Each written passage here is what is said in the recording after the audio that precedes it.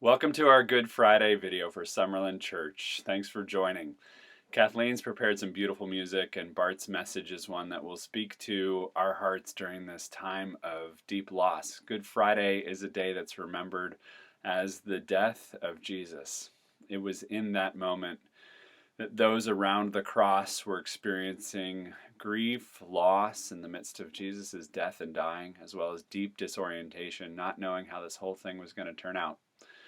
I think a lot of us now in this COVID pandemic are having similar types of emotions. So my hope and prayer for all of us is that you are met by God's real love during this time. This Holy Week is one where we're not gathering, but Bart dropped a video yesterday for Maundy Thursday, and we have an Easter video coming up this weekend. And for those of you who are a part of our local church here in Summerland, we'll have a Sunday Easter Zoom call that'll be like a coffee hour for those of us to hang out. More details will come out in an email. So as you head into this video, I pray that you make the space for God to move in your life and heart during this time.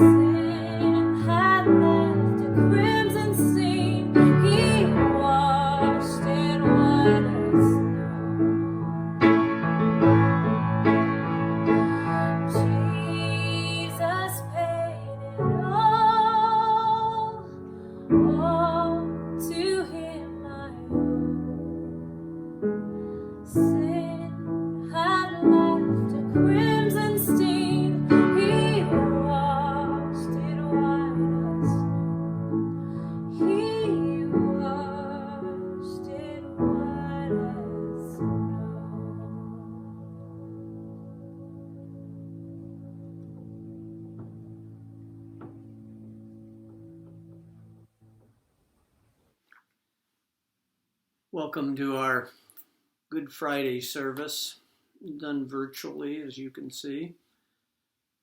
We call it Good Friday because something tremendous happened on this day, something that changed the whole world and that can change each of our hearts. Yet this good thing that happened on Good Friday came in an appalling costume, so to speak. It came in a way no one could ever have imagined. Let me read from the Gospel of Mark, where it tells us how it happened.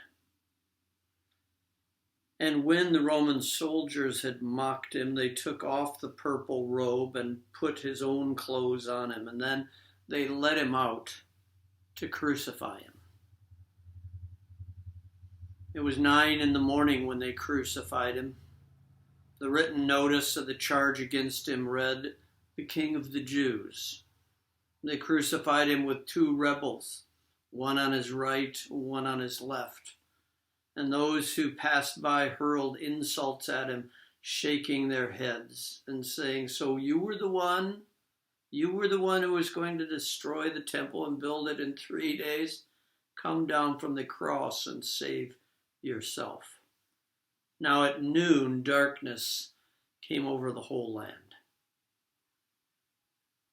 until the afternoon. And then at 3, Jesus cried out in a loud voice, "Eloi, Eloi, lama sabachthani," which means, my God, why have you forsaken me?" And then, a little later, with a loud cry, Jesus breathed his last.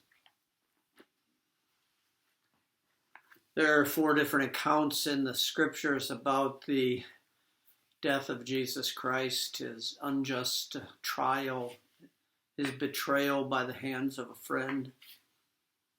And they all point to what the early followers of his must have been struggling with. How do we make sense of this? Because one thing we've forgotten in the 21st century, understandably, since we've never seen a crucifixion or even hardly heard of one in recent times, is that in Jesus' day, it was a normal thing. People were used to seeing these things. It was in their consciousness. And it just didn't mean, oh, he died a painful death. It was a humiliating death. It was designed by the Romans. The Romans are the ones who crucified him, by the way. The Jewish people did not have the right to crucify somebody. Only the Romans could.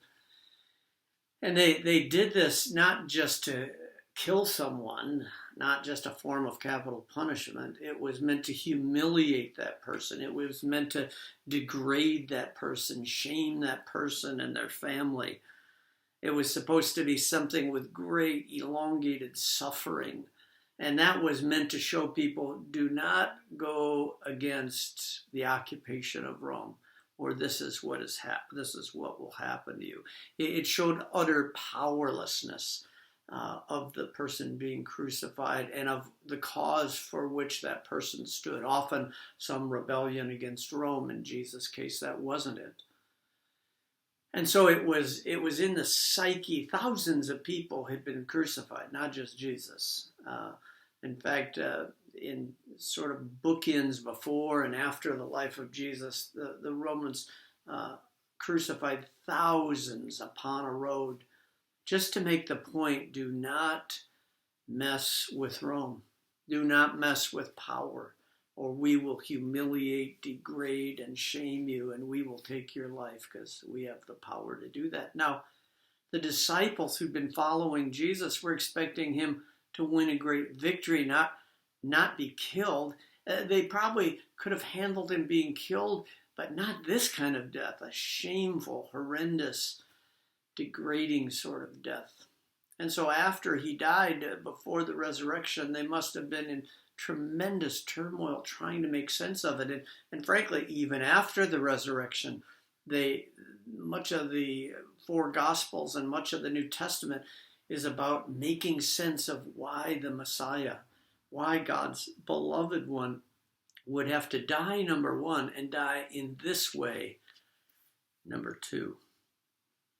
It was a startling way to die, and a startling what looked like end to this promise that these many, many disciples, not just 12, there were many disciples. The 12 had been appointed apostles, but there were many, many disciples, and they were shattered by the experience. How did they make sense of it? How do we make sense of it? Now, I want to suggest just a couple thoughts. There are tomes and books by the hundreds written about this. It's deep water, what the cross of Christ means. But for one thing, it is about redemptive suffering. That is suffering that accomplishes something in some mysterious way. Redemptive, buying something back. When you redeem something, you get it back. It's been lost. You've, in a sense, put it in the pawn shop, and then you come upon some money you didn't know you had, and you go back and you redeem it. You gave it, and now you redeem it back.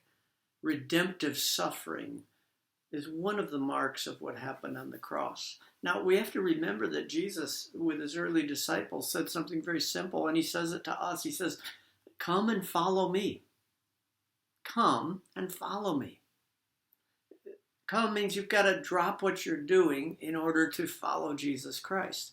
You can't keep just fiddling around with what you're all about, which is normally kind of your whole ego structure.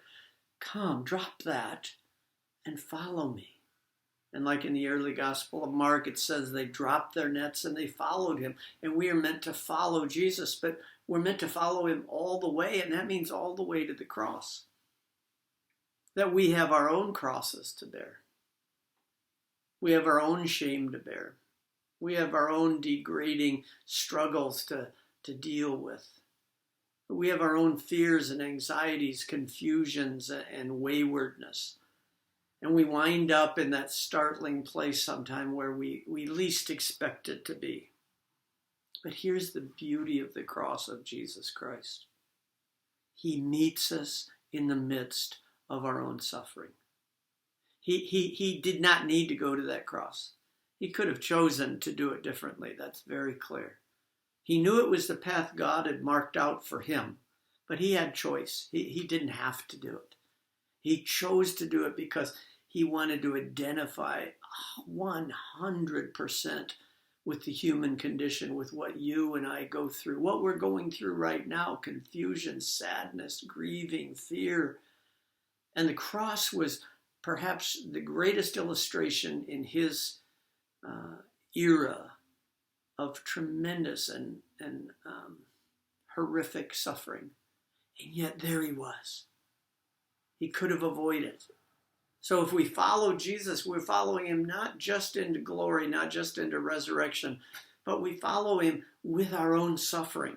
And it can be redemptive. In a sense, from the cross, he's saying, I'm here for you, Bart, and I'm here with you, so that you might realize that I'm also here in you. I'm here for you. That's good news. Isn't it good news when somebody shows up and they, in a sense, say through their actions or their love, I believe in you. I'm here for you. And some of us have wondered, is God really here for us? Does he believe in us? Does the divine presence think of us and think of us with joy and think on our behalf that he's with us, that he's for us? If we knew that God was for us, a lot more would become clear in life. But I think we sometimes doubt. We think we're not worthy for him to be for us. Being for somebody has nothing to do with worth. It has to do with love. And on the cross, Jesus Christ is saying, I am here for you, and I'm here with you. I'm going the full way. I'm going to experience human life to its fullest, including the suffering. And this is meant to wake us up to the fact that he is in us. We forget that fact. We forget that we were created in the image of God and that we can live into that. And Jesus showing up on the cross is a wake-up call, not in some ways unlike the pandemic we're going through right now. It's meant to be a wake-up call at the very least in the spiritual world. What is it waking us up to? It's waking us up to the fact that God is for us. God is with us. And God wants us to realize that the Spirit of the divine is with us at all times. He's for us and he's with us. So as you look at the cross on this Good Friday, I want you to think about that, about the fact that he identified with all of our confusion and struggles and fears. He went all the way. It was sacrificial and redemptive. And our suffering can be sacrificial and redemptive for others. To be honest, I don't understand this. I just know it's true. I know that any suffering that is offered up to God becomes a sacrifice not unlike Jesus on the cross. It redeems. It helps others. You know when you've been in the presence of somebody who has experienced redemptive suffering, who's offered their suffering up to God on behalf of the human race. They have a graciousness, a warmth, a non-condemning nature, because it's the Spirit of God. It's the Spirit of love. The love between the Father, the Son, and the Holy Spirit spilling out even through suffering that redeems those around. St. Patrick wrote a great prayer, the great St. Patrick of Ireland. And he suffered a lot. He was actually kidnapped as a child by pirates and taken away from his home, which was actually in England. And he was made a slave for, I've forgotten the exact number of years, but I think it was 7 or 8 years. He knew what suffering was, and he was taken as a slave in Ireland. That's where he began to learn the Irish language and culture. When he escaped and had a change in his heart and found the beauty and the depth of Jesus Christ, he went and studied actually in France, and he came back as someone bringing this good tidings, this good news to the people of Ireland. And he has a famous prayer. It's sometimes called the Deer's Cry, because he was off to proclaim the good news of Jesus to a place he thought might face certain death, and there was an ambush set for him, and the legend is that the people in the ambush couldn't see him. He from their eyes, a miracle happened, and all they saw was a deer and several other fawns behind it, his followers. And so the legend is that he walked through that ambush safely and got to the place where he met with the king and preached the gospel of Jesus Christ to him, and that king was converted. But in that poem, the full version of which we're putting on our website, he ends it with this. Each phrase starts with, I arise today. And I learned just today that it can also mean I betroth myself to, or I bind myself to, the various things that he talks about in the whole poem. But I'm going to read his concluding part. Christ with me, St. Patrick says. Christ before me. Christ behind me. Christ in me, Christ beneath me, Christ above me, Christ on my right and Christ on my left, Christ when I lie down, Christ when I sit down, Christ when I arise, Christ in the heart of every man who thinks of me, Christ in the mouth of everyone who speaks of me, Christ in every eye that sees me, Christ in every ear that hears me. I arise today.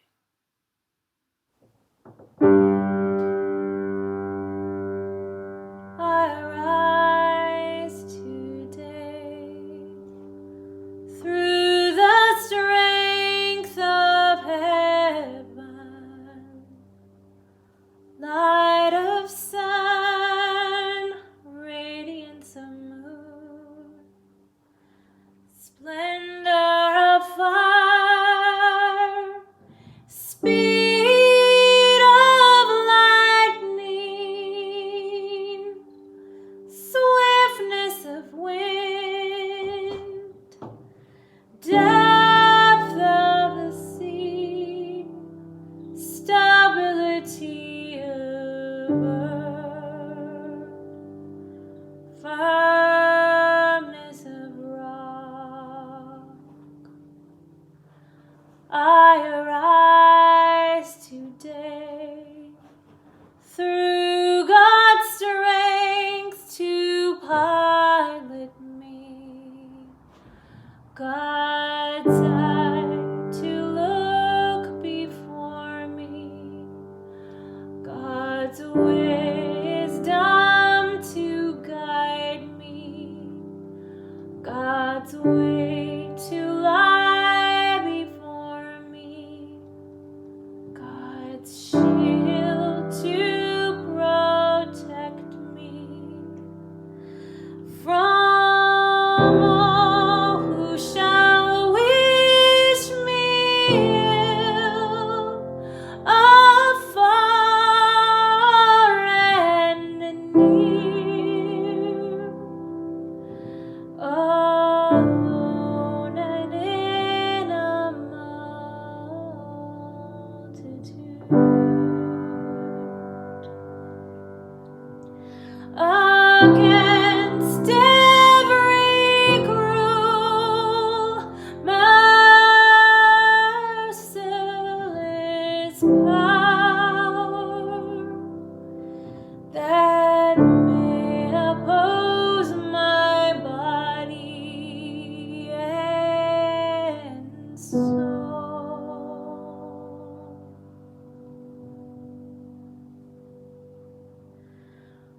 Christ with me, Christ before me, Christ behind me, Christ in me, Christ beneath me, Christ